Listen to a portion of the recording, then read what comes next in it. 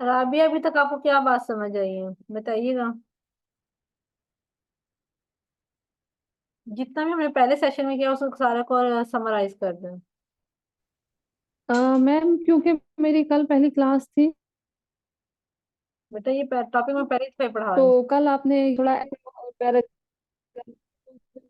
जी। मैंने कहा ये वाले टॉपिक को बस समराइज करें, आज वाले को, जो इस मतलब ये जो अभी सेकंड सेशन है ना, जो अच्छा अच्छा। हम्म। इ- इसमें कोहेजन एंड कोहेरेंस को आपने समझाया कि ये थीमेटिक यूनिटी होनी चाहिए, इसके अंदर unity between the paragraphs and the sentences, and we can use the keywords again and again, but we do not use the supportive words again हाँ। and again while writing. Okay.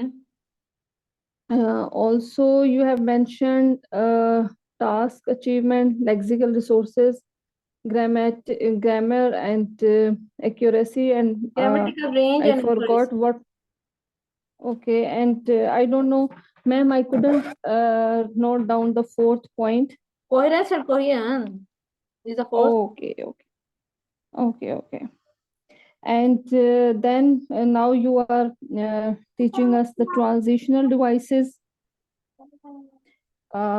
in which this for is new for me, because uh, since before I was knowing only that this is a preposition, but today I came to know that this is conjunction. बेटा मुझे बताइएगा, अभी आपका background क्या है, मतलब किस subject में आपका मास्टर्स है? या एमफिल? मैंने MBA किया हुआ है। Okay okay, good. यानी कि आपका बैकग्राउंड इंग्लिश का नहीं है पर्टिकुलरली? नो।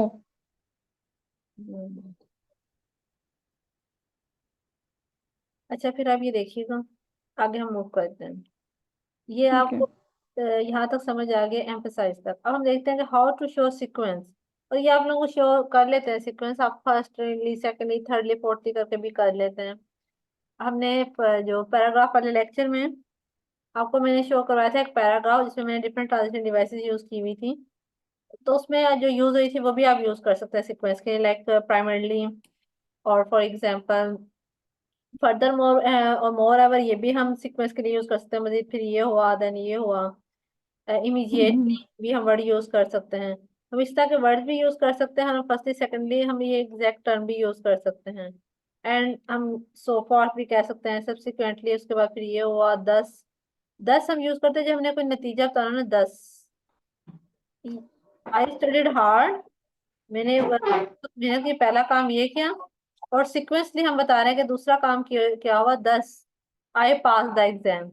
तो पहले काम के बाद ये दूसरा काम, ये एक सीक्वेंस भी है, लेकिन हम 10 कब यूज करेंगे कि जब सीक्वेंस तो है लेकिन वो उसका नतीजा है, यानी कि पहले एक काम किया और फिर उसका एक नतीजा शो हुआ, 10, ये नतीजा शो हुआ है, तब हम वर्ड 10 यूज करेंगे।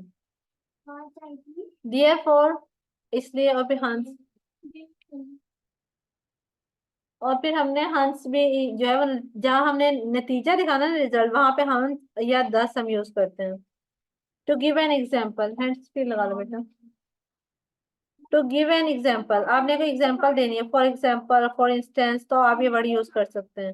टू डेमोन्स्ट्रेट, जब आपको पता है कि आपने पूरे ऐसे में एग्जाम्पल देनी है हर पैराग्राफ में, तो आप फॉर एग्जाम्पल एक जगह यूज कर लें, कहीं फॉर इंस्टेंस कर लें, कहीं आप टू डेमोन्स्ट्रेट कर लें, कहीं to illustrate.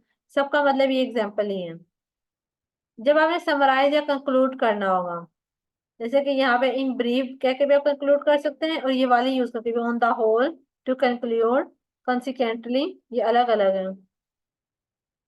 To conclude and consequently, आप ये वर्ड यूज करके भी कंक्लूड कर सकते हैं। आगे देखते हैं हम।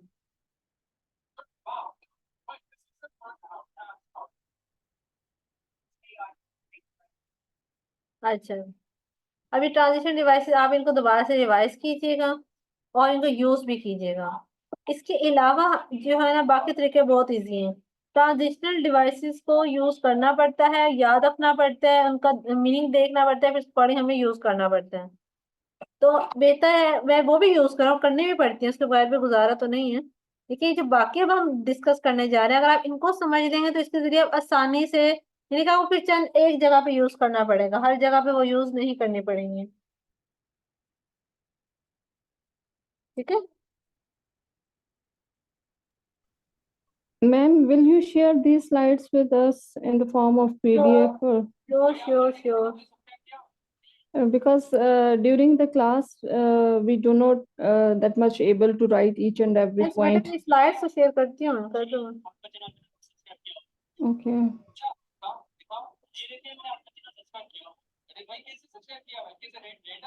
अच्छा आगे देखते हैं। लिंकिंग वर्ड्स एंड कंजंक्शन आ गए ना, कंजंक्शंस, इनकी मैं बात कर रही थी कि कंजंक्शन यूज करके भी हम सेंटेंसेस को कंबाइन कर सकते हैं।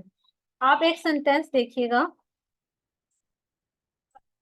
जैसे कि चिल्ड्रन, बेटा को पीछे से आवाजें तो नहीं आ रही ना, मेरी बात क्लियर है ना आप लोगों को? अगर Yes, ma'am. चले ठीक है। वो सर मैं ना एक बच्चा है, वो बेचारा अकेला है आज, इसलिए वो मेरे पास बैठा हुआ है, लेकिन वो बोर भी हो रहा है, उसको वीडियो देखनी पड़ रही है। लेकिन अगर आपको डिस्टर्ब हो तो मुझे बता दीजिएगा, उसका मैं फिर कोई इलाज कर दूंगी। अच्छा, अब तो ये सेंटेंस देखिएगा, children spend prolong periods sitting in front of screens. ये भी आपने ये वाला नहीं देखना, ये समझाने के लिए आपको बाद में बताऊंगी। चिल्ड्रन जो बहुत ज्यादा टाइम स्पेंड करते हैं स्क्रीन के आगे बैठ के, यानी कि जो ना भी बच्चे बहुत ज्यादा टाइम स्पेंड करते हैं while sitting in front of screen. ठीक है, एक सेंटेंस हो गया। एक बल्कि आप लोगों को आज ये टॉपिक भी है ना, जो कल आपने इस पे लिखना था। तो स्मार्टफोन्स यानी स्क्रीन के आगे बैठ के अपना बहुत ज्यादा लंबा टाइम स्पेंड करते हैं। फिर नेक्स्ट सेंटेंस है, children are at the risk of developing psychological problem as a result. उसके नतीजे में क्या होता है कि बच्चों के साइकोलॉजिकल प्रॉब्लम डेवलप हो जाते हैं। अब ये दो अलग अलग सेंटेंस थे, एक सेंटेंस ये था या फुल स्टॉप लगा हुआ है, अगला सेंटेंस फिर ये वाला था। ये वाला कंजक्शन यूज करके इस दो सेंटेंस को एक सेंटेंस में कन्वर्ट कर दिया गया और दोनों कंबाइन कर दिया गया। अलग ही कहने में कि बच्चे ज्यादा टाइम स्पेंड करते हैं और बच्चों के साइकोलॉजिकल प्रॉब्लम उनमें डेवलप हो जाते हैं। हम एक ही बात कहते हैं ना, वो बच्चे जो, चिल्ड्रन हु स्पेंड, यहाँ पे हो लगा है, बच्चे जो ज्यादा टाइम स्पेंड करते हैं स्क्रीन के आगे बैठ के, are at the risk of developing psychological problems as a result. अब चूंकि चिल्ड्रन का जिक्र शुरू में आ गया और दोनों सेंटेंस आपस में कंबाइन हो रहे हैं, जब दो सेंटेंस आपस में कंबाइन कर दें तो फिर हम बार बार चिल्ड्रन का वर्ड यूज नहीं करेंगे। इसका मतलब है कि ये बात भी बच्चों से मुत्तल्लिक ही है, तभी तो हमने उसके साथ उसको जोड़ा है। इसलिए फिर हम ये वाला चिल्ड्रन काट देंगे और हमारा सेंटेंस ये बन जाएगा, चिल्ड्रन हु स्पेंड, जो कि स्पेंड करते हैं prolong period is sitting in front of screen, जो ज्यादा टाइम स्क्रीन के आगे बैठ के स्पेंड करते हैं, are at the risk of developing psychological problems as a result. इस तरह से आपका ये पूरा एक सेंटेंस बन जाता है, जो कि आपने अलग अलग दो सेंटेंसेस लिखे थे। इसके दो फायदे हैं, एक तो कोहेरेंस आ गई है, जाहिर बात है जब दोनों को आपने एक बना दी, इसका मतलब थीमेटिक यूनिटी ऑटोमेटिकली हो गई, कोहेरेंट भी डेवलप हो गया, स्ट्रक्चर यूनिटी जाहिर, दो सेंटेंस आपस में मिल गए, लिंक्ड हो गए, कोहेरेंट भी आ गया। और इसके अलावा इसका क्या फायदा होता है कि आपकी जो है ना ग्रामेटिकल रेंज, उसमें भी आपको स्कोर हो जाएगा, क्योंकि आपने कहीं भी जैसे सिंपल सेंटेंस यूज किया होगा, अब ये सिंपल सेंटेंस नहीं रहा, ये कॉम्प्लेक्स सेंटेंस है। तो अब आपको यहाँ पे वो इसको नोटिस करेंगे, अच्छा कि आपने यहाँ डिफरेंट जो है वो ग्रामेटिकल रेंज में बात की है, डिफरेंट ग्रामेटिकल स्ट्रक्चर यूज किया है, तो फिर वो इसमें भी आपको स्कोर देंगे। इनकी कंजंक्शन के यूज से आप ग्रामेटिकल रेंज में भी स्कोर ले सकते हैं, कोहेरेंस भी डेवलप कर सकते हैं, कोहेरेंस भी। और कंजंक्शन कितने इजी होता है ना, अगर उनको अच्छी तरीके से डेफिनेशन नहीं याद करनी है, आप ग्रामर की बुक उठाकर उसे डेफिनेशन पढ़ लेंगे, उससे कोई फायदा नहीं होने वाला। आप प्रॉपर इनका ना वर्ड्स के यूजेस को देखा करें, कहाँ यूज करना है, क्यों करना है, कैसे करना है, और फिर इनको यूज किया करें, फिर आपको बहुत फायदा देंगे ये सारी चीजें बहुत काम की होती है, लेकिन हम इनको जस्ट थोरेटिकल लेवल पर अंडरस्टैंड करते हैं, कभी प्रैक्टिकली समझना समझते हैं ना यूटिलाइज करते हैं, इसलिए बस वो थीरीज की हद तक ही रह जाती हैं, हमारी जिंदगी में शामिल नहीं होती। अच्छा आगे देखें, नेक्स्ट है रेपिटिशन। आपको अभी मैंने एक बात कही थी कि आपने रिपीट नहीं करने वर्ड्स, और अभी यहीं पे एक टेक्निक मैं बताने लग रही हूँ रेपिटेशन के, आप रेपिटेशन के जरिए यूनिटी क्रिएट कर सकते हैं। तजाद है मेरी दोनों बातों में, अपरेंटली तजाद है, इसे कहते हैं पैराडॉक्स, कि अपरेंटली दोनों बातों में तजाद हो लेकिन उनका मीनिंग जो है वो करेक्ट हो। देखिए मैं आपको पहले बात यहाँ समझाती हूँ, सेंटेंस देखिएगा ना एग्जाम्पल के बाद आपको बताऊंगी मैं रिपीट करने के लिए क्यों कह रही हूँ। सेंटेंस है, another way that TV and video games can negatively impact children's mental health। Another way मतलब वो उसे एक पहले डिफरेंट जो है उसके बता दिए गए थे नेगेटिव वे। अनदर वे ये है कि TV and video game negatively बच्चों की मेंटल हेल्थ को जो है वो इम्पेक्ट करते हैं, इज थ्रू दियर कंटेंट, अपने कंटेंट के जरिए। Some video games and TV shows have excessive violence. अच्छा पहले हम यहाँ इतना कर लेते हैं। आपने ये सेंटेंस देखा, अब यहाँ पे नॉन यूज है, नॉन एक वर्ड भी हो सकता है, नॉन फ्रेज की भी बात कर सकते हैं हम, नॉन वर्ड यूज रिपीट कर लें या नॉन फ्रेज। ये पूरी एक नॉन फ्रेज है, TV and video games. TV and video games बच्चों की mental health, children mental health, ये भी एक नॉन फ्रेज है। अब इन दोनों नॉन फ्रेज को हम नेक्स्ट सेंटेंस, एक सेंटेंस था, इस सेंटेंस को हमने इस वाले जो अगला सेंटेंस है ना सम से लेकर हेल्थ तक, हमने इसके साथ जोड़ना था। यानी कि एक सेंटेंस है, ये अगला है, इन दोनों को आपस में हमने कंबाइन करना है। इसमें कुछ दो नॉन फ्रेजेस यूज हो रही हैं, एक टीवी एंड वीडियो गेम्स वाली और एक चिल्ड्रंस मेंटल हेल्थ। हम इन दो नॉन फ्रेज को, इन दो नॉन फ्रेज को हम यहाँ पर यूज करके दोबारा आपस में यूनाइट कर सकते हैं। अब लेकिन हमने उनको एज इट इज रिपीट नहीं करना, कभी रेपिटेशन कि जैसे यूनिटी तो आ जाए लेकिन वो आपका लेक्सिकल रिसोर्स में मार्क्स कर दें कि आप वर्ड रिपीट कर रहे हैं। हम थोड़ा सा चेंज करके उसको रिपीट करेंगे। सम याद है टीवी एंड वीडियो गेम्स, यहाँ हमने लिखा है some video games and TV shows. ऊपर कोई शोज का जिक्र है नॉन फ्रेज में? नहीं है ना, तो हमने तो एडिशन किया है, हमने एज इट इज कॉपी नहीं किया वहां। तो चेंज विद रेपिटेशन, चेंज भी है और रेपिटेशन भी है। रेपिटेशन यूनिटी के लिए हम कर रहे हैं। देखिए यूनिटी का मतलब ये है, दो सेंटेंस हमें लिंक हो जाएंगे ना कि आपने एक बात यहाँ पे की, जैसे कि आप एक टॉपिक पे बात कर रहे हैं, आपने एक सेंटेंस में टीवी का जिक्र किया, दूसरे में टीवी का जिक्र करें, तो मतलब दोनों बातें एक ही टॉपिक से मुतल्लिक है ना, तो लिंक तो हो गए। तो रेपिटेशन हम करेंगे तो लिंक क्रिएट होगा ना, कि हम एक लाइन में वही बात करें, मतलब वही वर्ड यूज करें, तो आगे जाके भी उसी के बारे में बात करें। जैसे कि इस वक्त अगर मैं आयशा के बारे में बात कर रही हूँ, इन्हें तो हमें पूरे उस टॉक में आयशा ही के बारे में बात करनी चाहिए, ये नहीं कि उसके मामा को बुरा भला कहना शुरू कर दें हम। आप आयशा की हद तक ही रहे। आयशा ने गलत काम किया उसे डांटे, आयशा पहले सेंटेंस में बोले अगले में आयशा बोले, उसकी मामा के बारे में कोई बात ना करें, वो यूनिटी ब्रेक हो जाती है। तो हमें बोलते हुए यूनिटी ब्रेक नहीं करनी होती। आप एक बंदे का जिक्र है उसकी हद तक ही आप रहे, उसी का वर्ड रिपीट करें। तो जब आप नाम रिपीट करेंगे इसे कहते हैं कि हम नाउन रिपीट कर रहे हैं। इस लेकिन हमने एग्जैक्ट रेपिटेशन नहीं करनी, तो हमने पहले सेंटेंस में आयशा कह देंगे, अगले में जाके हम शी कह देंगे, तो नाउन तो रिपीट हुआ है ना, लेकिन हमने उस जगह प्रोनाउन यूज कर दिया। इसी तरह यहाँ पे हमने नॉन फ्रेज यूज किए को रिपीट किया, लेकिन हमने टीवी शोज ऐड कर दिया। चिल्ड्रंस मेंटल हेल्थ ये हमने एज इट इज यूज कर लिया, क्योंकि एक फ्रेज को हम ट्वाइस यूज कर सकते हैं। हमने कहा चलो एक को तो हम दो दफा तो यूज कर सकते हैं, कर लेते हैं। अच्छा एडजेक्टिव को भी रिपीट करके हम यूनिटी क्रिएट कर सकते हैं, नाउन को भी और एडजेक्टिव को भी।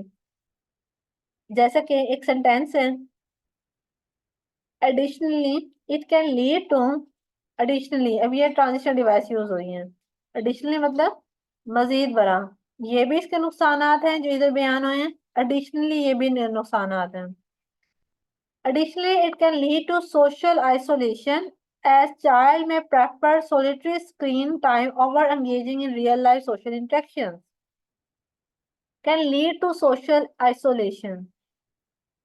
Social isolation से क्या मुराद है कि माशरती तन्हाई का शिकार हो जाते हैं वो।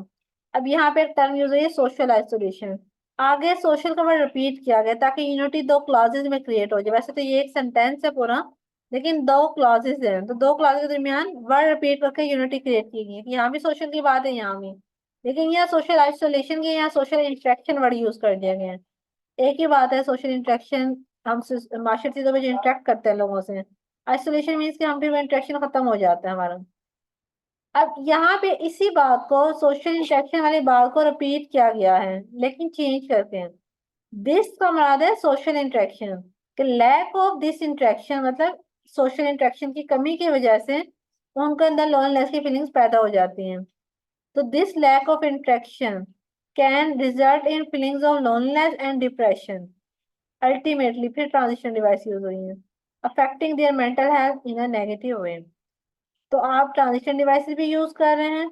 ये ट्रांजिशन डिवाइस यूज हुई की गई है दो क्लासेस को कंबाइन करने के लिए। ये क्लास थी यहाँ तक, और ये फिर साथ में एक फ्रेज थी।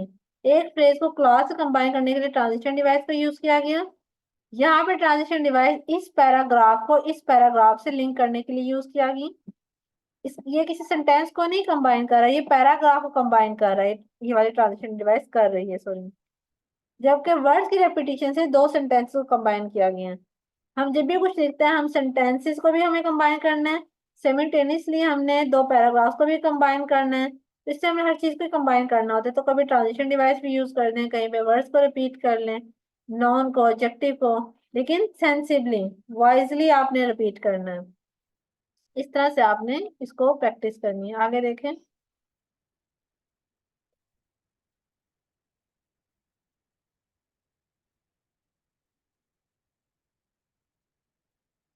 थोड़ा सा रह गया बेटा। आज आप, मुझे लगता है ज्यादा थक गया। आज कोई ना क्वेश्चन पूछ रहा है मुझसे, ना कुछ बोल रहा है, खामोशी से आप सुनते जा रहे हैं। इतना कैसे हजम कर लेते हैं आप लोग? मिस, समझ भी जो है ना बहुत कम आ रहा है, क्योंकि मुझे तो ये लगता था कि लेक्चर लेट होना चाहिए था, जो आपने बहुत राइटिंग ऑन द स्पॉट जो है ना स्टार्ट कर दी है उनको। आमिर, मुझे आवाज बेसिक ही नहीं आ रही आपकी, ग्रामर। सॉरी।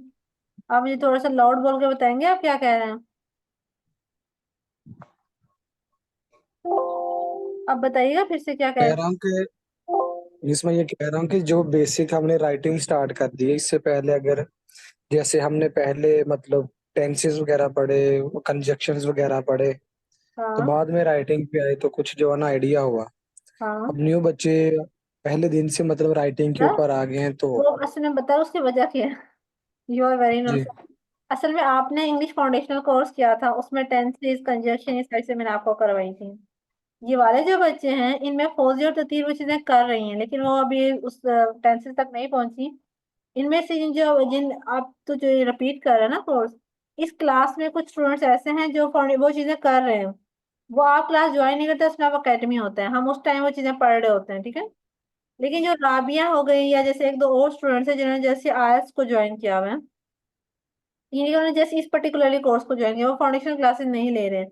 तो इसलिए वो चीजें, वो तो मतलब बेसिक ग्रामर है ना। आयल्स में हम बेसिक ग्रामर नहीं करवाते हैं, कोई भी दुनिया का बंदा आयल्स में बेसिक ग्रामर नहीं करवाता। वो मैं इसलिए करवाती हूँ, तो मुझे पता है कि बेसिक ग्रामर के बगैर आप आयल्स को जितना भी सीख लें, आप कोई फायदा नहीं है।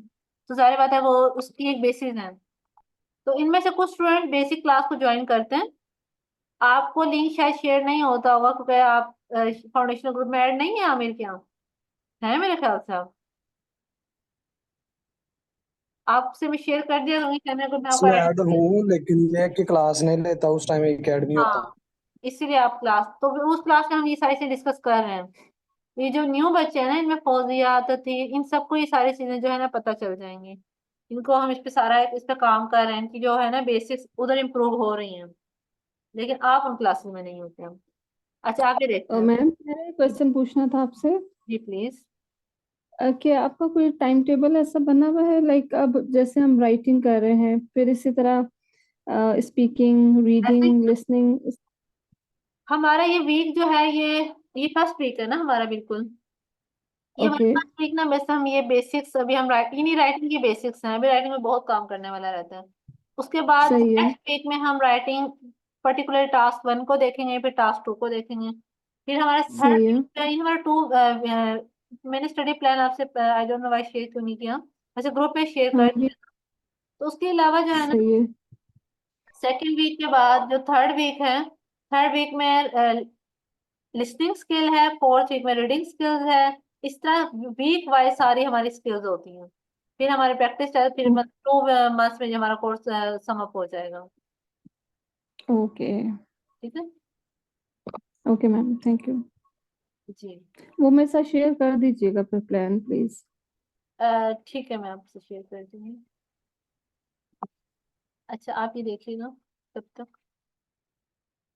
आपने कोहेसिव डिवाइसेस यूज करनी है, कोहेसिव नाउन्स यूज करने हैं। हम बात कर रहे थे अभी पीछे, हमने बात की ट्रांजिशन डिवाइसेस की, तो आपको आइडिया हो गया है कि हम ट्रांजिशन डिवाइसेस यूज करके भी टू सेंटेंसेस को और पर्टिकुलरली टू पैराग्राफ्स को भी कंबाइन कर सकते हैं। देन हमने लर्न किया कि हम यूज ऑफ कंजंक्शन के जरिए भी चीजों को लिंक कर सकते हैं। उसके बाद हम अब ये देख रहे हैं कि कोहेसिव नाउन्स का यूज करके, सॉरी रेपिटेशन मैंने मिस किया, हम वर्ड्स के रेपिटेशन के जरिए भी यूनिटी क्रिएट कर सकते हैं। फोर्थ है कोहेसिव नाउन। कोहेसिव का मतलब क्या होता है कि एक होता है कि आप पूरी बात है, पूरी नॉन फ्रेज में पूरी एक बात कह रहे हैं, 2-3 वर्ड्स में, और एक होता है कि आप एक वर्ड उसकी जगह पे यूज कर दें, इसको हम सब्स्टिट्यूशन भी बोलते हैं। कोहेसिव होता है कि आप बस उसको रेफर कर रहे होते हैं, सम अप करके ना। मैं इसकी एग्जांपल आपको देती हूँ, जैसे कि है excessive screen time can lead to negative impacts on children's mental health। तो बहुत ज्यादा स्क्रीन टाइम देखने से बच्चों के मेंटल हेल्थ पे नेगेटिव इम्पैक्ट होता है, ठीक है। कोहेसिव नॉन फ्रेज, अब आपने एक स्टार्ट में इंट्रोडक्शन में फॉर एग्जांपल इस सेंटेंस लिख लिया, तो वहां पे तो आप पूरी खुल के बात करते हैं ना। एक दफा आपने आपने फर्स्ट लाइन में, जैसे कल मैंने डिस्कस किया, फर्स्ट लाइन में आपने वर्ड्स को रिफ्रेश कर लेंगे। ये प्रॉम्प्ट में बेसिकली यही वाला सेंटेंस था, इसको हमने रिफ्रेश करके लिख लिया। आगे हमें बताना है कि आप इस इशू से एग्री करते हैं, डिसएग्री करते हैं, या आपकी ओपिनियन ये है। तो इस पूरे इशू को दोबारा रिपीट करने की बजाय आप द इशू वर्ड यूज कर सकते हैं। जब आप अगले सेंटेंस में जाके the word the issue use करेंगे, नहीं कि यहाँ पे एक पूरी बात की भी आपने, आगे जाके आप कहते हैं कि I agree with this issue, I agree with this notion, I agree with this perspective. इसका मतलब है कि दिस नोशन से क्या मुराद है, ये सारी बात है। इसका मतलब ये सेंटेंस रेफर बैक कर रहा है सेंटेंस को, इसका मतलब इन दोनों में यूनिटी है। जब हमें अगला सेंटेंस जब हम पढ़ रहे हो, तो खुद ब खुद जब हम पीछे, मतलब हमें पीछे वाला सेंटेंस पढ़ना पड़े, जैसे कि आपने एक सेंटेंस लिखा हुआ और उसके स्टार्ट लिखा हुआ एडिशनली, उसका मतलब वो यहाँ पे इन्होंने फायदा बताया, तो इसका पीछे भी कोई फायदा होगा, तो फिर हम पीछे वाला सेंटेंस भी उसको देखते हैं। इससे कहते हैं यूनिटी का, आप हम सारी चीज़ इतनी यूनाइटेड है कि एक बात पढ़ेंगे तो दूसरी बात भी उसके साथ लिंक्ड होगी। हमें वो समझने के लिए पहले पिछली वाली बात को समझना पड़ेगा। इसे कहते हैं unity. The problem mentioned above भी आप कह सकते हैं। अच्छा, सब्स्टिट्यूशन आप कैसे यूज कर सकते हैं, for example watching a lot of TV and playing video games. अभी इतनी बड़ा जो है ना, अ lot of TV and playing video games, इतनी बड़ी नॉन फ्रेज थी, ठीक है। आपने क्या किया, इसको सिंपल 3 वर्ड में सम अप कर दिया, एक्सेसिव स्क्रीन टाइम। स्क्रीन में बैठ के टीवी देखा जाता है, स्क्रीन के यूज से ही आप वीडियो गेम्स खेलते हैं, तो आप उसके लिए स्क्रीन टाइम कर दें, एक्सेसिव स्क्रीन टाइम। आप वाचिंग वर्ड भी निकाल दें, मतलब इस पूरी बात की जगह ही आप ये बात कह सकते हैं, excessive screen time can lead to the psychological problem, या आप कह लें watching a lot of TV and playing video games can lead to the psychological problem. ये एक दफा में आप ये बात कर लें। आगे आपने लिखना है साइकोलॉजिकल प्रॉब्लम, जैसे हेल्थ प्रॉब्लम भी होते हैं। हेल्थ प्रॉब्लम की बात करते हुए एक्सेसिव स्क्रीन टाइम कह दें, ये वाली बात ना लिखें आप। तो मुख्तलिफ मुख्तलिफ यूज कर सकते हैं आप, कभी ये कभी वो। और जब भी आप एक्सेसिव स्क्रीन टाइम बात करेंगे, तो इसका मतलब वो कौन सा स्क्रीन टाइम, स्क्रीन पे और भी काम हो सकता है, कैनवा यूज होता है, फिल्मोरा यूज होता है स्क्रीन पे बैठ के, और बहुत सारे काम यूज होते हैं लाइक ग्राफिक डिजाइनिंग। तो आप कोई इस जब अगले सेंटेंस में आप ये वर्ड यूज करेंगे, तो आप पीछे जाके देखेंगे, अच्छा कौन सा स्क्रीन टाइम, ये वाला स्क्रीन टाइम, कि टीवी और वीडियो गेम रेफर कर रहा है इसको। तो फिर इस तरह से दोनों सेंटेंस आपस में यूनाइट हो जाते हैं।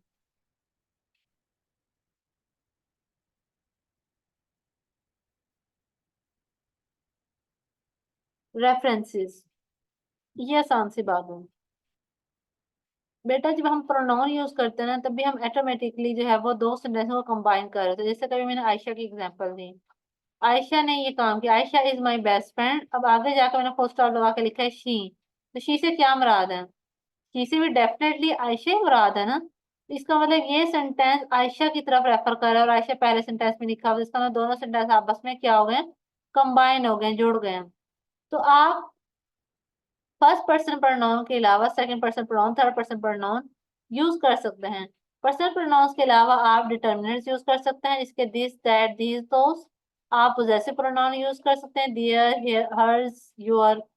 और उसके अलावा रिलेटिव प्रोनाउन भी यूज कर सकते हैं, विच हु हुज वगैरह, ठीक है। और ये जो आप यूज करते हैं ना, माई, लाइक, योर, हर, ये जो है ये पोजेसिव प्रोनाउन नहीं होते, ये पोजेसिव एडजेक्टिव्स होते हैं। वो आप मिस्टेक करते हैं, आप उसको गलत समझते हैं। पोजेसिव प्रोनाउन हर्ज होता है, हर पोजेसिव प्रोनाउन नहीं है, वो पोजेसिव एडजेक्टिव है। हर्ज पोजेसिव प्रोनाउन है, तो आप पोजेसिव प्रोनाउन आपने यूज करना है, ठीक है। अच्छा आगे देखिएगा, some video games and TV. अब यहाँ पे ये सेंटेंस था यहाँ तक। नेक्स्ट सेंटेंस में वर्ड दे यूज कर दिया। दे किसको रेफर कर रहा है, इन गेम्स को और टीवी को। तो दे का वर्ड रिपीट करके उन्होंने गेम्स और टीवी की तरफ रेफर किया। तो वो इंस्टेड ऑफ के वो दोबारा इस वर्ड को रिपीट करते, रेपिटेशन आती है, मार्क्स लूज करते हैं, उसकी जगह दे यूज कर दिए। दे यूज करने से क्या हुआ है कि ये कंबाइन भी हो गए, दे का मतलब भी वही है, इसका मतलब हम वही बात कर रहे हैं, और रेपिटेशन भी नहीं हुई। इस तरह से भी आप यूनिटी क्रिएट कर सकते हैं। थोड़ा सा रह गया बेटा बस। Ellipsis and phrases. एलिप्सिस का मतलब क्या होता है कि words are omitted because they are understood from the context. एक बार जो कॉन्टेक्स्ट से समझ आ जाए उसको मेंशन करना जरूरी नहीं होता कि आप बार बार कहें आयशा आयशा आयशा आयशा। आपने एक बार आयशा कह दी है, आगे जब आप शी कहेंगे तो उसका मतलब हमें कॉन्टेक्स्ट समझ आ जाएगा, अच्छा बस अब आयशा की बात हो रही है। हम बार बार चीज का नाम लेते हैं, हम ये और वो कहना शुरू कर देते हैं ना, ये एलिप्सिस होता है। हाँ। अच्छा अब ये देखिएगा, दिस।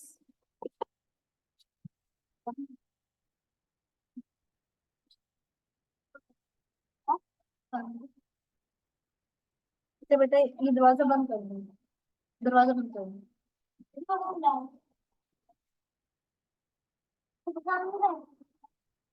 अब जैसे बेटा ये सेंटेंस है, this lack of interaction can result in feelings of loneliness and depression. एक सेंटेंस है। अब अगला सेंटेंस है, ये लिखा हुआ है, अभी मैं बाद में हम इसको काटेंगे। This lack of interaction ultimately affect their mental health in a negative way. अब आपकी इस तरह से रेपिटेशन हो रही है कि दिस लैक ऑफ इंटरेक्शन, और आप दोबारा, क्योंकि हमने लैक ऑफ इंटरेक्शन की बात करनी है, तो हम बार बार ये बात करें, this lack of interaction can result, this lack of interaction effect.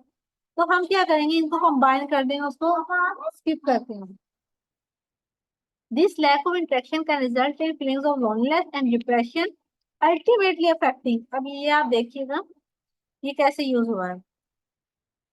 यहाँ पे ये वाला लाइन काट देगी क्योंकि ये दोबारा रिपीट हो रही थी, तो हमने क्या किया, कॉमा लगा के इसको उसके साथ कंबाइन कर दिया, क्योंकि पता है सारी बार भी लैक ऑफ इंटरेक्शन की है, तो इस तरह दो सेंटेंस को हमने कंबाइन भी कर दिए, और थोड़ा सा हमारा कंसाइज भी हो गया, एपिग्रामेटिकल भी सेंसेस में आ गई है, और उसके अलावा ये क्या होगा कि इसमें से रेपिटेशन भी खत्म हो गया और ये यूनिटी भी क्रिएट हो गई। तो एक साथ आप काफी शिकार कर सकते हैं कीर के साथ साथ।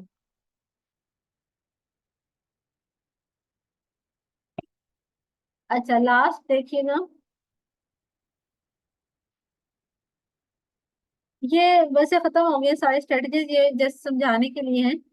इस एक पैराग्राफ पे आप वो करें ना, इसमें सारी डिवाइसेस यूज हुई हुई हैं। देखिए जरूरी नहीं कि आप हर पैराग्राफ में सारी यूज करें, जो जो हो रही है वो आप यूज कर सकते हैं। मीटिंग एंड होने वाली है लेकिन 9 मिनट्स बाद, तो 9 मिनट बाद क्लास भी एंड हो जाएगी इंशाल्लाह। अच्छा रेफरेंस देखते हैं। हर अचीवमेंट, जो ब्लू कलर से लिखे हैं वो रेफरेंस है, यानी कि प्रोनाउन यूज हुए हैं। जो पर्पल कलर से हैं वो कोहेसिव नाउन यूज हुए हैं। इससे एलिप्सिस है, यानी कि कुछ ना कुछ ओमिट किया गया है। लेक्सिकल, जो कि हमने देखा कंजंक्शन का यूज है, कोई भी लेक्सिकल चॉइस। रेड कलर से कंजंक्शन है, ग्रीन कलर से सब्स्टिट्यूशन है, इस प्यारे से कलर से। ये डार्क पर्पल है, ये लाइट है। अच्छा हर अचीवमेंट मेड हर एलिटिव। हर अचीवमेंट, उसकी अचीवमेंट से मुराद है किसी लड़की का जिक्र है, कोई पर्सन है, इसका मतलब किसी पीछे पैराग्राफ में जिक्र आ गया, अब ये पैराग्राफ पीछे वाले पैराग्राफ को लिंक कर रहे हैं। अच्छा आगे देखें, मेड हर एलिटिव, बट, अब बट ट्रांजिशन डिवाइस यूज हुई है, ये कंजक्शन यूज हुआ है, but had left her exhausted when she, फिर कंजक्शन यूज हुआ है when she had.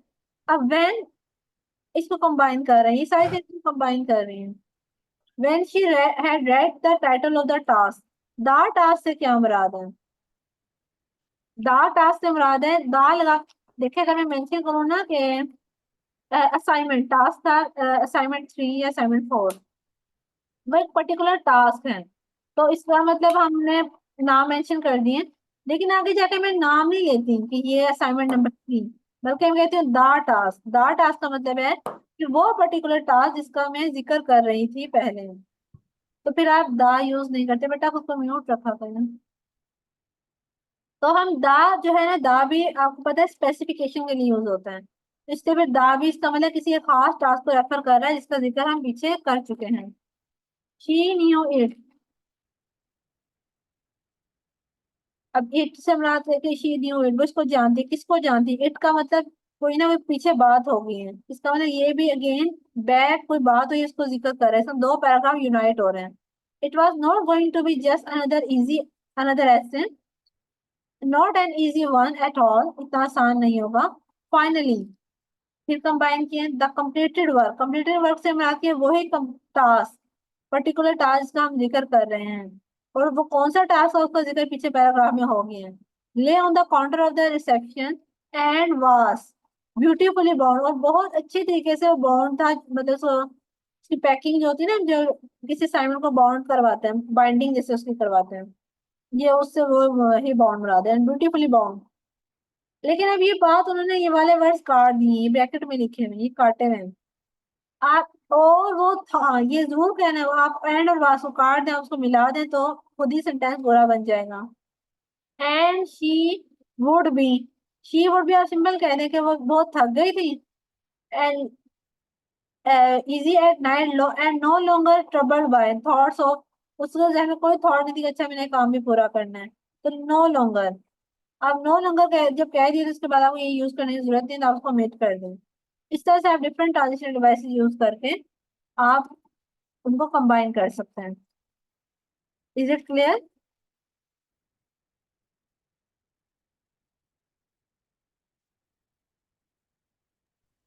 Yes miss. कोई क्वेश्चन, Yes, ma'am. कोई बात पूछनी है, क्वेश्चन है तो आप पूछ सकते हैं। Yes, ma'am, I have question. Yes please you can ask. Ma'am, question is from cohesive noun. Uh, जैसे कि मैम आपने बताया कि एक पैराग्राफ है तो उसमें डिफरेंट फ्रेजेस यूज करनी है, जैसे आपने watching a lot of TV के बजाय we use excessive screen time, इस तरह का यूज करना है डिफरेंट। लेकिन मेरा क्वेश्चन ये है कि can we repeat same phrases in different paragraph? Paragraph अगर डिफरेंट हो जाए तो हम वो फ्रेज सेम रख सकते हैं जो प्रीवियस हमने पैराग्राफ में रखा हुआ है, तो ये। नहीं बेटा, हम ना किसी भी फ्रेज को ना, चाहे वो डिफरेंट पैराग्राफ है, दो दफा से ज्यादा, एक बात को दो दफा, आप किसी भी वर्ड को, किसी भी फ्रेज को दो दफा तो रिपीट कर सकते हैं। एक दफा हमने कहीं यूज की, दोबारा भी यूज कर लें, पर तीसरी दफा यूज नहीं कर सकते, वो मार्क्स लूज कर जाते हैं। किसी भी वर्ड को या सिर्फ कीवर्ड्स को आप बार बार जितनी दफा भी यूज करना है वो काउंट में नहीं आते हैं। लेकिन उसके अलावा प्रोनाउन है, वो अभी जाहिर बात है, मैं बात कर रही थी लेक्सिकल वर्ड्स की, फंक्शनल वर्ड्स की नहीं। जो प्रेपोजिशन है, जैसे कि इन है, टू है, इनटू है, ऑन है, प्रोनाउन है, हर वगैरह, ये फंक्शनल वर्ड्स हैं। ये तो रिपीट होते रहते हैं, इज आर एम वास वर, इनकी बात नहीं हम कर रहे होते हैं, ये तो रिपीट आप कर सकते हैं। लेक्सिकल वर्ड्स और फ्रेजेस आप दो दफा यूज कर सकते हैं, same same to same use कर सकते हैं दो दफा, but not more than twice. दो दफा से ज्यादा आप यूज नहीं कर सकते। कोहेसिव नाउन का मतलब ये होता है कि ऊपर एक पूरी बात होगी, उसकी जगह आप कोई एक छोटा सा वर्ड यूज करते हैं, आप द इशू कह दें, द पर्सपेक्टिव कह दें अगली दफा, द पॉइंट ऑफ व्यू कह दें अगली दफा, अच्छा द नोशन कह दें, द ओपिनियन कह दें, द पर्सपेक्टिव कह दें, मतलब मुख्तलिफ यूज करें ना, एक ही नहीं यूज करें। ठीक है? Okay ma'am, it's clear now, thank you ma'am. Thank you. Thank you so much बेटा, अपना ख्याल रखिएगा। इंशाल्लाह मैं आपसे फिर स्पोकन कोर्स में मिलती हूँ। अल्लाह हाफिज।